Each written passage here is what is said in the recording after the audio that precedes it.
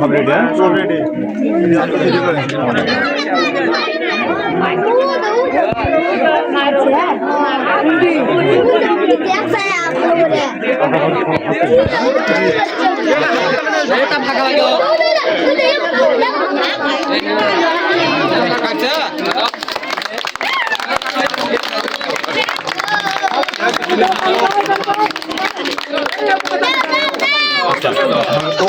বগুড়া জেলা সোনাতলা উপজেলা ৭ নং পাকুলা ইউনিয়ন পরিষদ ১ নম্বর ওয়ার্ড সাতবাকি।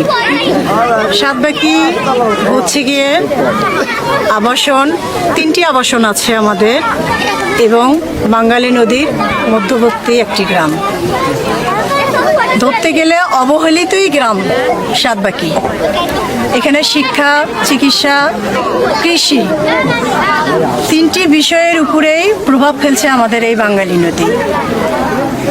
বাঙালি নদী পারাপার বিগত সময় থেকে নৌকা দিয়ে পারাপার করা, এটা বর্ষা, খরা, মানে সমস্ত সময় নৌকা দিয়ে পারাপার করা হতো। এজন্যে সারা গ্রামের মানুষ সমস্যায় ভুগতেছিল। এখন বাঁশ এবং ড্রামের মাধ্যমে একটি সাঁকো তৈরি করা হয়েছে এবং এই বাঁশ ড্রাম নিজের উদ্যোগে সাতবাকি গ্রামের মানুষ নিজ উদ্যোগে, নিজ পরিশ্রমে, নিজ অর্থায়নে এই সাঁকোটি তৈরি করেছে। তো সাতবাকি গ্রামের প্রত্যেকটি মানুষের আবেদন এবং অনুরোধ, আগামী এমপি এবং ঊর্ধ্বতন কর্মকর্তা অথবা কোনো দয়াবান ব্যক্তি যদি স্থায়ীভাবে একটি ব্রিজের ব্যবস্থা করে দেয় তাহলে সাতবাকি গ্রাম কৃতজ্ঞ থাকে। আমরা গ্রামবাসী ও দুই পাড়ের লোকজন বহু কষ্টর কারণে এখানে আমরা শ্রমিক দিয়ে বিভিন্ন গ্রাম থেকে বাঁশ উত্তোলন করে বহু পরিশ্রম করে আমরা একটা বাঁশের সাঁকো ব্রিজ সাধারণ পারাপারের জন্য সুব্যবস্থা করা হয়েছে। খুব কষ্ট সহিত আমরা করছি। পরবর্তীতে আমরা আশা কি সরকারের কাছে যেন আমাদের এটা একটা পাকা ব্রিজের সুব্যবস্থা করা হয়, এই বলে আমি আমার বক্তব্য শেষ করছি। আসসালামু আলাইকুম। আপনারা কি চান? ব্রিজ চাই। আমার বলেন আপনারা কি চান? ব্রিজ চাই। আপনারা কি চান? ব্রিজ চাই। সবাই একটু থাকেন ভাই, একটু ভিডিও নেন তো আরো জোরে বলো। আসসালামু আলাইকুম।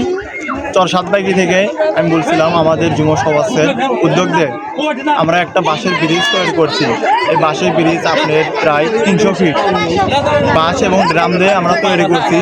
আমাদের পাশে অনেক লোকজন আছে, অনেক বন্যার কারণে পারাপার হতে পারে না, অনেক সমস্যার মধ্যে পড়ছে। অনেক ছোট ছোট স্কুল যাতায়াত করে, আমরা কলেজে যাই কিন্তু সময় মতো নৌকো পারার হতে পারি না।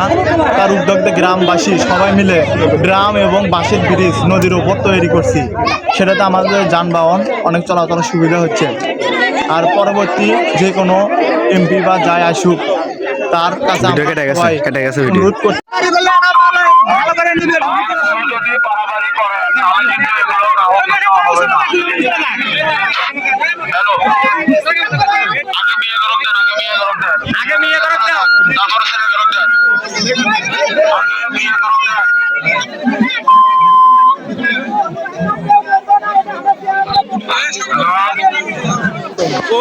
শৃঙ্খলা করো না।